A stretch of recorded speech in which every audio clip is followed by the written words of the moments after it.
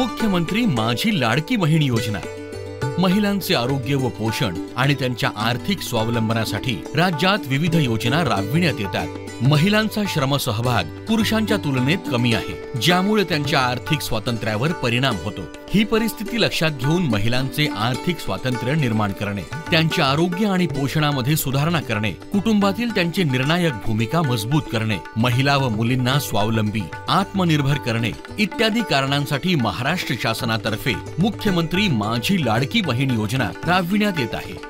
या योजनेअंतर्गत यवतमाळ जिल्ह्यात 6,92,000 एवढ्या महिला पात्र ठरल्या। सदर पात्र महिलांना प्रत्येक महिन्यास 1,500 रुपयांचे आर्थिक सहाय्य दिले जात आहे। प्रत्येक महिन्याला 1,500 रुपये मिळत असल्यामुळे ही रक्कम अतिशय उपयोगी ठरत असल्याचे लाभार्थी महिला सांगत आहे।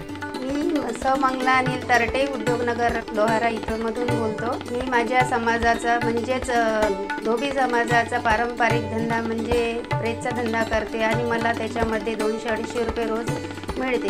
मी जेव्हापासून लाडकी बहीण योजनेचा लाभ घेतलेला आहे तेव्हापासून मला त्याची फार मदत झाली आणि ते पैसे मी माझ्या लेकरांसाठी वगैरे सांभाळून ठेवते। मुख्यमंत्री दादाचा मी मनापासून खूप आभार मानते। माझा भाजीचा व्यवसाय आहे, याच्यातच माझं कसं तरी थोडं बहुत चालत राहते। पण जे महिन्याचे मुख्यमंत्री दादांनी जे 1500 रुपये दिलेले आहे त्याचा खूप आधार झालेला आहे आणि मी त्यांचे आभार मानते। मुख्यमंत्री माझी लाडकी बहीण योजनेच्या लाभासाठी नियम व अटी याप्रमाणे आहेत।